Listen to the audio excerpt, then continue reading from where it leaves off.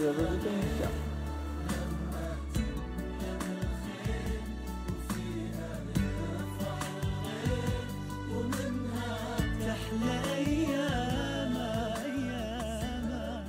Thank you very much, Simon, for the presentation. It was quite nostalgic, informative, and very helpful to everybody here in the audience.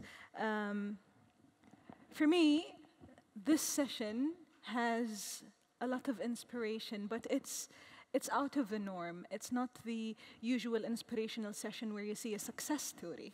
This is a story of falling from grace, or a business that reached a peak and could not really sustain all of the success.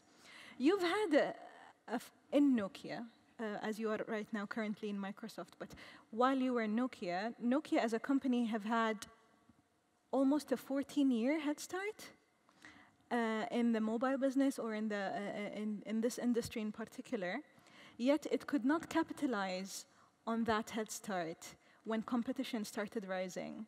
And we see that other competitors like Android, for example, were able to start small, yet compete on a different level and have a market share like the one it has right now. So why couldn't Nokia really invest in this head start, this almost 14 years of knowledge, of exposure, of brand building, and huge loyalty, as we saw in this video? Yeah, no, it's a great question, and I think in some respects they did try and invest in new technologies. They tried in very different ways to create Mado, for instance, which was a different operating system based on Linux. They developed touch screens. But the reality is, when large paradigm shifts happen in a market, the incumbents find it incredibly difficult to turn around their oil tanker as such when there are speedboats moving around them. And typically, I think all of us have to caution ourselves. When we're very successful at something, you have to kind of reflect as, are you prepared to risk that success that you've made already and change direction to be relevant in the future versus to be successful in the current environment? And that's a very hard decision. I mean, I don't envy anybody making that decision. It's difficult to make. But really, reinventing yourself, and there are some people that do this very well, is a critical part of staying current and relevant to the audience that we're working on. So some great, for some great presentations today from entrepreneurs looking at new applications and things. And those applications are great for the moment, but it's really important you think about what's your business going to look like next year or the year afterwards, because somebody will copy that. And trying to stay ahead is very difficult. And you put money behind it, but you've also got to take some bold bets. But I assume, and you made a very valid point in your presentation, you said the time for you to bet is when you're winning. Yes. And you guys were winning, and you had a huge market share, and you were really leading the industry. So, and I also think certain things help you predict the future, if not make the future. Yeah. You have had a huge research and development team. You could really develop the hardware and the software, and you could also foresee what is happening next. Where did you go wrong? I think one of the things that clearly any listed company is very exposed to is the stock markets and the analysts wanting to continually see revenue growth and revenue investment. And if you're not managing them carefully enough, it's very hard to say that your profits have reduced next year because you've decided instead of reporting, let's say, $20 billion as a profit, you're going to report $15 billion because actually you're going to invest that $5 billion in the future. And that requires careful management. And I think people have got better at managing that. I think in Nokia's case, they weren't very good at managing the street. Back in the day, how much did you invest roughly in research and development? It was big numbers. I think at around 800 million, something like that. So it was a lot of money invested, often in research centres in Finland and in Cambridge, actually in the UK. Yes. But you need to make sure that the leadership is involved in that research.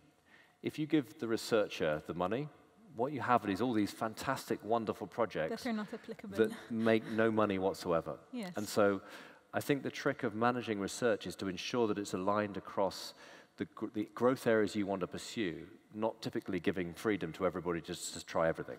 I saw some wonderful innovations from the Nokia research labs when I was there.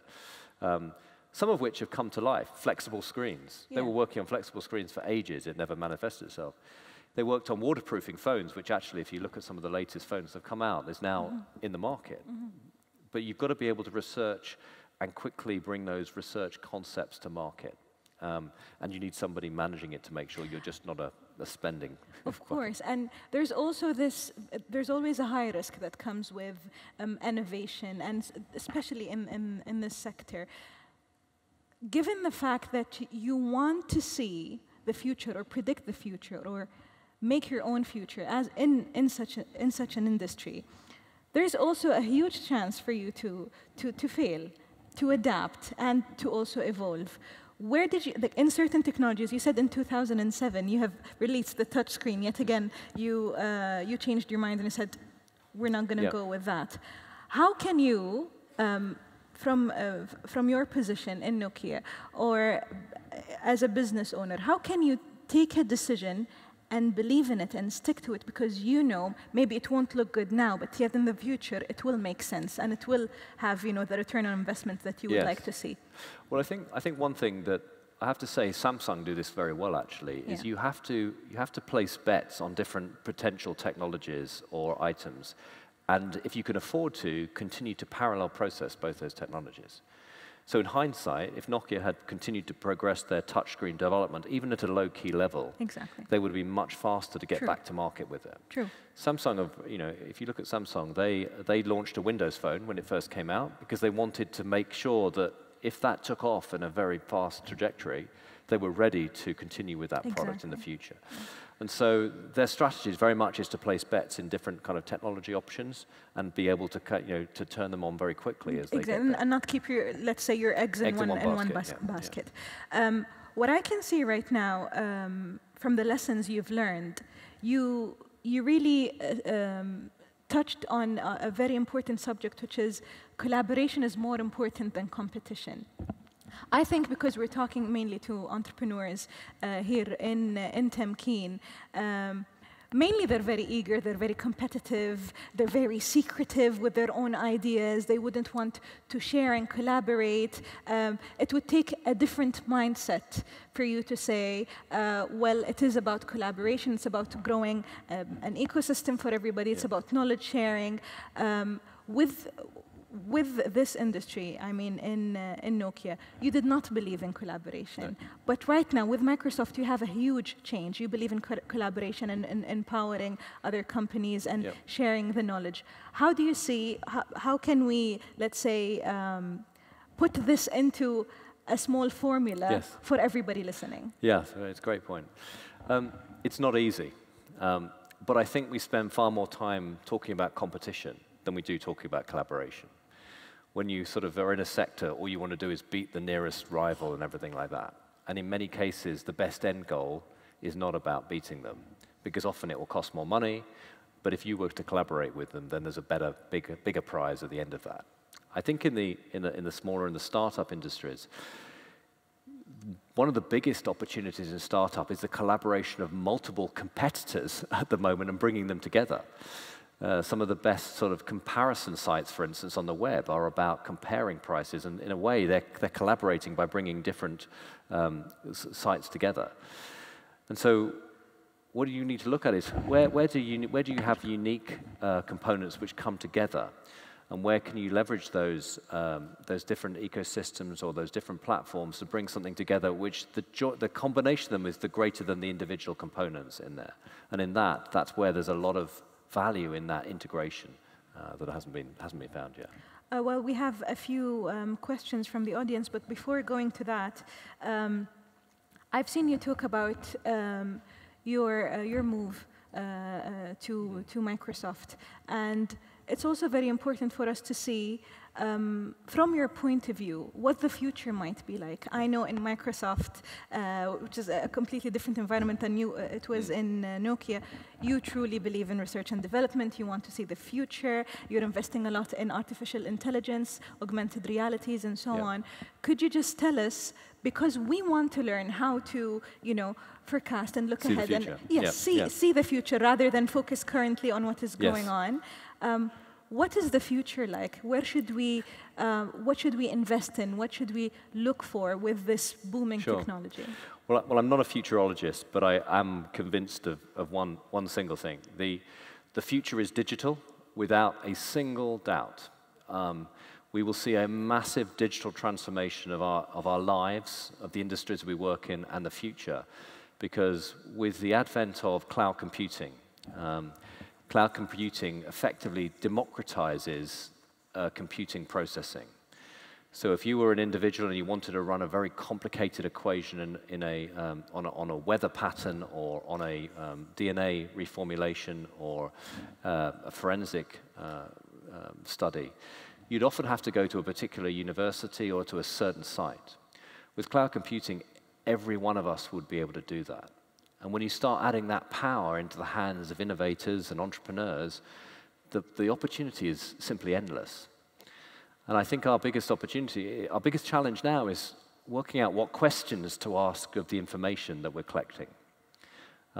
What you'll see is a proliferation, we already see it, a proliferation of sensors in everything that we're doing, be it in our cars, be it in the roads, in the traffic signals, in the aeroplanes, in your clothing, in your watch, in your phone, in the fridge, that is amassing a huge amount of data. And that data is going to have some relevance to somebody. And our ability to process that data is now possible, and then to apply it back in a way that will allow us to be much more optimal in the way we do things. Artificial intelligence will continue to grow exponentially as computers start working out how to get better themselves. And that then provides the opportunity for using all those sensors to give information in a predictive analysis sort of way, using algorithms to work out where the next traffic jam may be, where the next accident may be, when your fridge may run out of milk, where you want to make a holiday even, as simple as that. And you're already starting to see that in Amazon, in Google's analytics, in the way that you use information to be more relevant and to be more available for things. And I think in this space, this is going to be a huge opportunity for entrepreneurs to join the dots, so to speak, on this information and this amazing computing power, and to bring solutions to busy consumers to do things more effectively or to have more fun in that way. So there's an interesting balance there. Autonomous cars will be a huge thing. So all of this sensor data will be a part of the processing power that the cloud will bring to us. And back to your question, AI is going to make that a lot easier, and it's going to learn. But AI is only as good as the data it collects. So there's going to be a huge amount of opportunity in collecting data and synthesizing that data, and then asking the right question about data. In the region, we have seen just recently the United Arab Emirates and especially in Dubai, they have announced that they appointed a minister for artificial intelligence, and they want to synthesize the data and put it to use because they have future plans up to 2072, I believe. Right. And what we see here is in the region, because we're talking in the GCC region, we see shy attempts in tackling this industry. What we see is, let's say, a few stories here and there about, this industry. But we don't see any systemized move from any of the countries. What do we need to do to bridge the gap? What do we need to do to, because Kuwait and the whole region, it's a pretty young region, what do we need to do to prepare the future generations and to give them all the tools they need so they can, follow the leading countries in such an industry? Yeah, I think one of the biggest things, and I heard it in some of the earlier presentations, is entrepreneurs and business of the future are going to need coders. They're going to need people who understand how to code and how to bring those data sources back into the business themselves. And I don't think we have many coders across the board. And actually, some of the best coders are female, and we don't have enough female coders either. And I'd really encourage people that when you start thinking about what you may want to study next, think about coding as an entry point, because the jobs for coders are just going to go, I mean, we don't have enough. And we also need maybe a shift in education. Absolutely. As well. Some sort of adaptation for the future, because I think all the curriculums are outdated and obsolete for the time being. So the digital transformation that we talked about here has to start at kindergarten in the way people learn, because you could go to Google and learn the world. Yes. Everything's on Wikipedia, you can find anything. But our education systems don't necessarily reflect that. And so some of the online learning we saw earlier is absolutely the way we need to go to ensure that our children and our future talent are being educated in a way that's relevant to their lives in the future. Yes. And so this being able to understand the digital environment they operate in is going to be a very, very upward coming thing.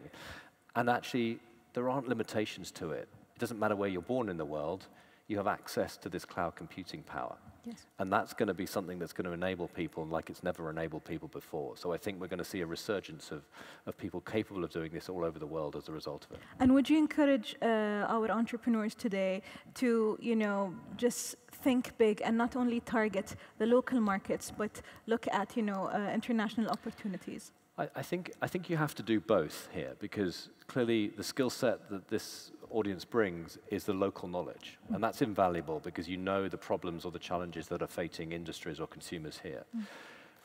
When you're successful at that, and I know a number of good examples, if you create the right system and it's successful, you can export that all over the world. But you've got to get started. So start locally, but don't limit your thinking to just the Gulf. Think about the world, think about how you take that to the world, because it's available. And for the final point, I would like to address something you said. You said you don't have to be Mr. Know-it-all or just think that you know it all. You have to learn it all. Yeah. How can you apply that on entrepreneurs as well? How can they expand their horizons and keep learning?